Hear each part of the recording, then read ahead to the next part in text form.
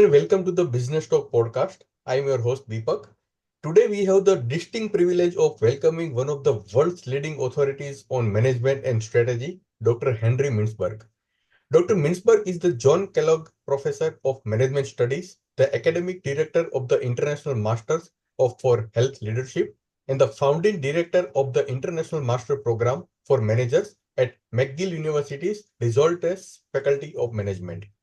In this episode, Dr. Mintzberg will share invaluable insights from his acclaimed book, Bedtime Stories for Managers, offering fresh perspectives on leadership and management. Professor Henry Mintzberg, we are truly honored and fortunate to have you on the podcast.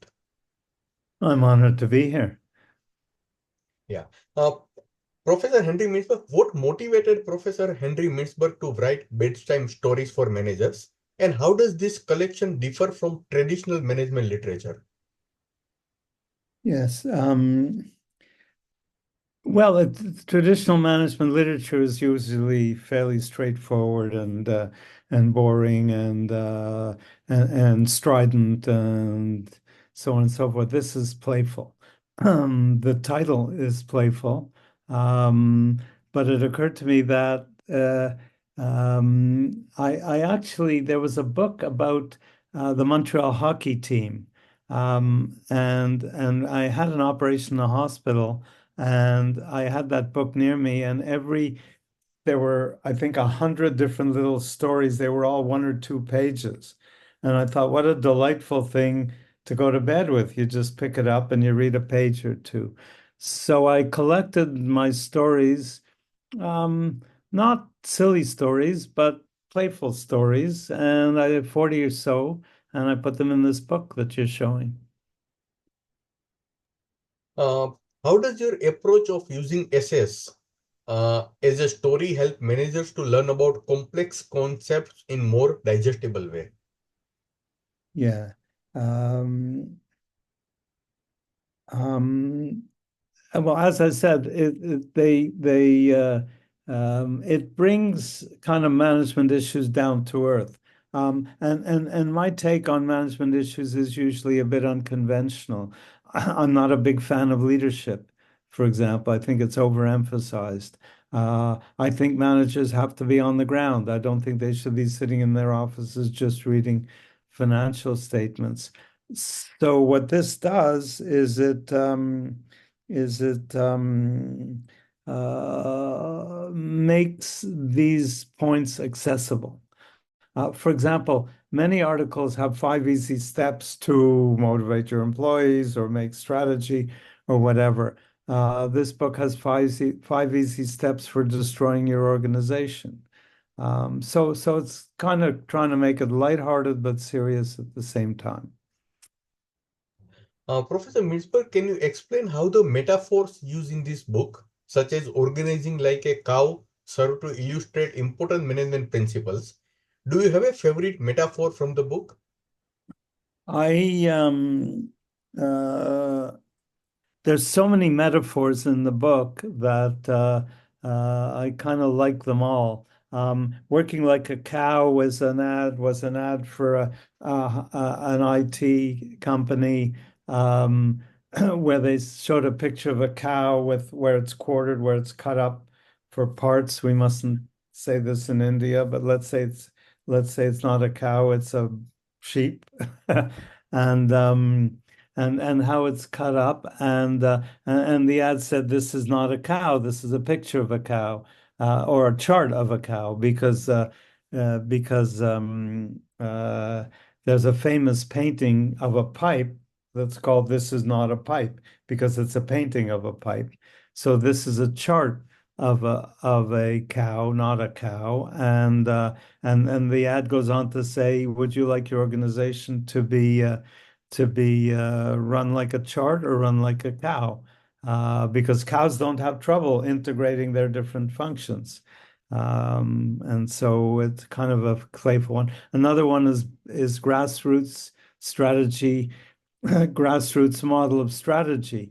Strategies grow like weeds in a garden because, after all, what's a weed? A weed is not a bad plant. A weed is a plant you don't want.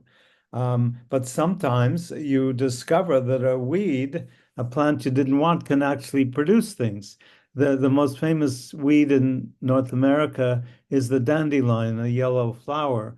In Europe, they make wine out of dandelions and they make salad out of the leaves of dandelions. So a weed can be very useful. So that's another metaphor. Uh, another story is called the maestro myth of managing. It's this idea that a manager is like an orchestra conductor, but that's actually a metaphor. A manager is not like an orchestra conductor at all. An orchestra conductor goes like this, and the drums come in, and goes like this, and the trumpets come in. Well, managers don't go like this, and marketing comes in, and then sales harmonizes with marketing, and accounting and production market. It's a myth. It's a metaphor. So the book is loaded with them, a great many of them. You encourage managers to step outside their comfort zones. What practical advice does he offer for managers looking for to better engage with their teams and understand their environment?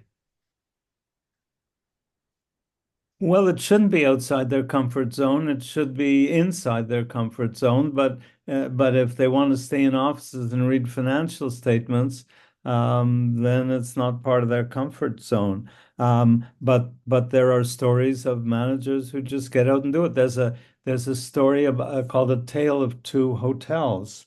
One is a corporate chain that's cold and staff turns over all the time. There's no feeling, there's no warmth, there's nothing. And I compare this with another hotel, both in England, not far away from each other, that's owned by a family that you walk in, everybody's greeting you, not like kind of phony, but they really are greeting you. They're really happy to see you. They're very helpful. I asked the waiter about the hiking trails near that hotel, and he said, I don't hike, but I'll get the manager. 5 minutes later, the manager appeared, and he had all the time in the world to tell me about all the different hiking trails. So, that's kind of that should be the comfort zone of managers. Noted, yeah. Professor, what are some of the unconventional ideas presented in the book that challenge traditional management practices? Um, Strategy is generally viewed as a planning process. I view it as a learning process. I don't think organizations plan strategy. I think they learn strategy, and not only managers, not only managers. Um, IKEA, do you have IKEA in India? The Yes, furniture yes. chain? In Bangalore we have. Yeah, so IKEA came about because somebody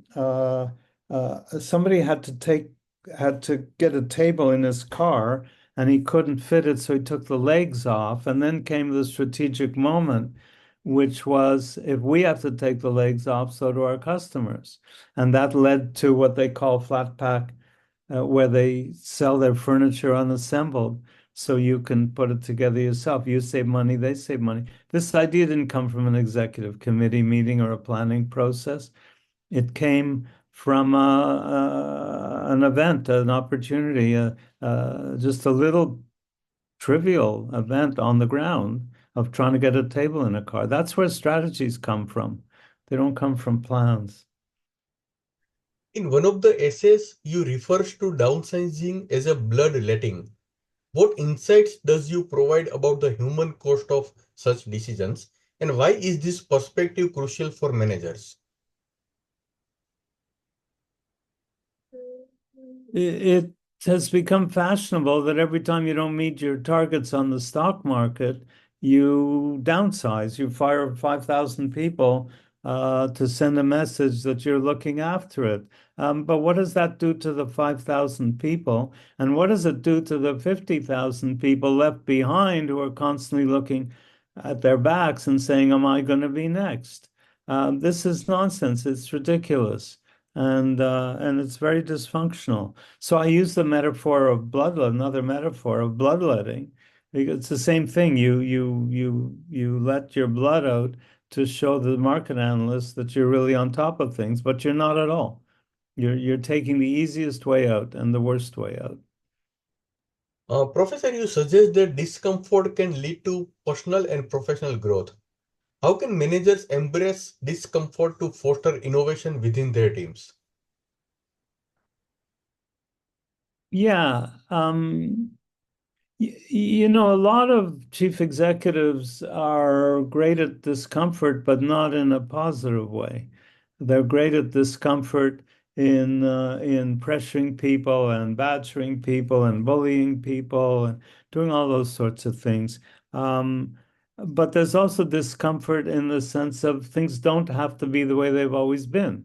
It's like that furniture. It's like IKEA, you know, people didn't have why do people have to take tables home with the legs on? It's not good for IKEA and it's not good for them. So if they sell the furniture with the legs off, they save money, you save money, everybody's happy. But that's the kind of discomfort that you got to sort of make people uh, comfortable with the uncomfortable, comfortable with change, comfortable with new ideas. Um, yeah. Why is humor an important tool in effective management? Because it's important in every aspect of life. We can get a lot farther by looking at the light side of things instead of the heavier side of things. Yeah. Okay. Professor, after engaging with the book, what are some specific strategies or changes that managers can implement in their leadership styles or organizational practices? Well, the book is loaded with those things. You know, strategy is a learning process, structuring as different forms of organizations and recognizing different forms, decision making as not only thinking first, but also seeing first and doing first. It's another metaphor, or not metaphor, but what I use is the most important decision most people make in their lives is about their spouse. Um, and a thinking first approach to that is you list all the, if you're a male, you list all the women who are possible and you judge them on all their criteria and you add it all up and announce who won the lottery. But that's not how people normally get married, at least outside of India. Often in India, the families do just that. They think first and calculate it all. But the, you know, and who's proper and who's got the right amount of money and status and all that. But normally people get married either by seeing first, called love and first sight.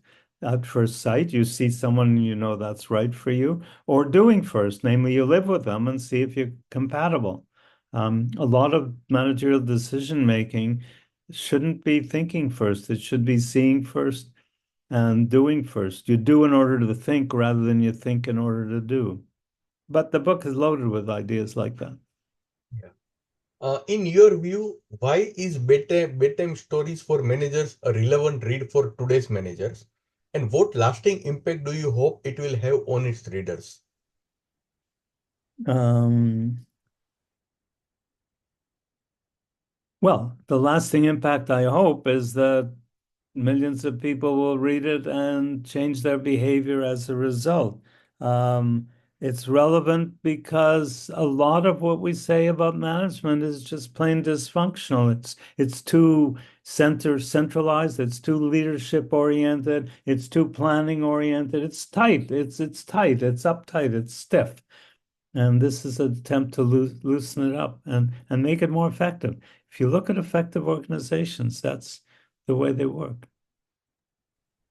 Uh, Professor Mintzberg, as we wrap up this enlightening episode, I would like to extend my heartfelt gratitude to Dr. Henry Mintzberg for joining us today. His wealth of knowledge and unique insights into management and strategy, particularly from his acclaimed book, Bedtime Stories for Managers, have provided us a valuable perspective on effective leadership.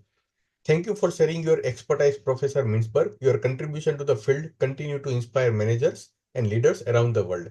To our listeners, we appreciate you tuning in to the Business Talk podcast. Thank you, Professor Mintzberg. And thank you for doing this. I hope everybody in India will read the book. Thank you. Thank you, Professor. Bye.